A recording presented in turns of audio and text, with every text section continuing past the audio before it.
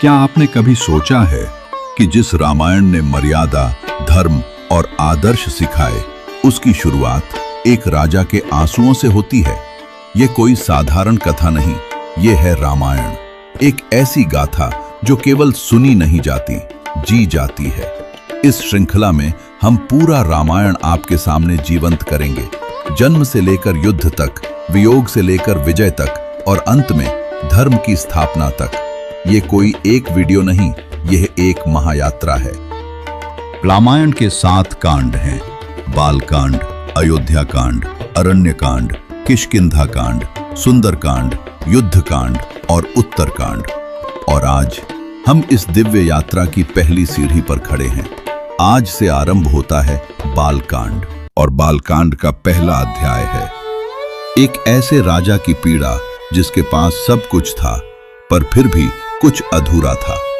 आज की कथा है दशरथ का दुख और पुत्र कामेष्ठी यज्ञ। तो चलिए समय की रेत को पलटते हैं और पहुंचते हैं अयोध्या नगरी में। अयोध्या सरयू के पावन तट पर बसी हुई, सोने चांदी से सजी हुई नगरी। यहाँ की गलियां धर्म से भरी थीं और प्रजा अपने राजा को पिता की तरह पूजती थी। इस अयोध्या के सिंहासन पर विराजमान थे महाराज दशरथ, एक ऐसे राजा जो युद्ध में अपराजेय थे, जो वचन के लिए प्राण भी दे सकते थे और जिनका शासन न्याय और करुणा से भरा था। उनके पास 3 रानियां थीं, कौशल्या, कैकेयी और सुमित्रा। राज्य था, वैभव था, सम्मान था, पर फिर भी राजा दशरथ के जीवन में एक ऐसा शून्य था जो हर विजय के बाद भी और गहरा होता जा रहा था। उत्तराधिकारी नहीं था। रात के सन्नाटे में जब अयोध्या सो जाती, तब महल के भीतर एक राजा जागता था और उसकी आंखों से नींद नहीं, आंसू बहते थे। दशरथ सोचते थे, मेरे बाद इस सिंहासन पर कौन बैठेगा? मेरे बाद इस प्रजा का रक्षक कौन बनेगा? क्या मेरा वंश यहीं समाप्त हो जाएगा? युद्ध भूमि में हाथी, घोड़े और शत्रु कभी उन्हें डरा नहीं पाए, लेकिन आज एक खाली महल उन्हें भीतर से तोड़ रहा था।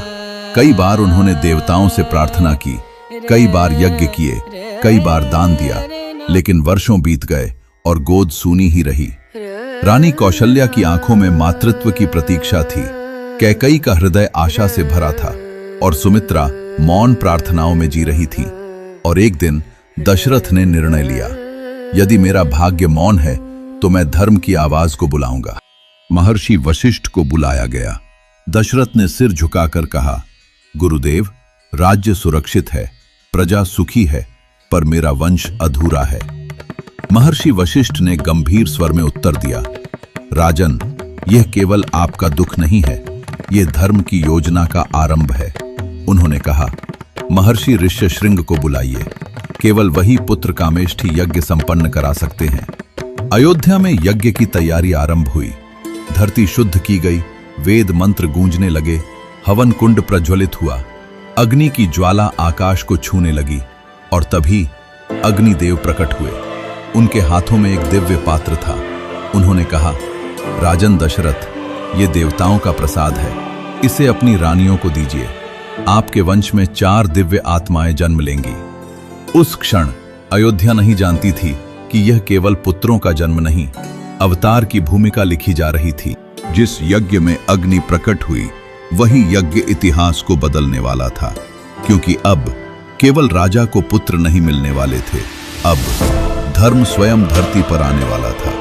अगले भाग में आप देखेंगे 4 राजकुमारों का जन्म, अयोध्या का उत्सव और उस बालक की झलक जिसे दुनिया श्री राम के नाम से जानेगी। यह तो केवल शुरुआत है, क्योंकि रामायण किसी एक दिन की कथा नहीं, यह युगों की चेतना है।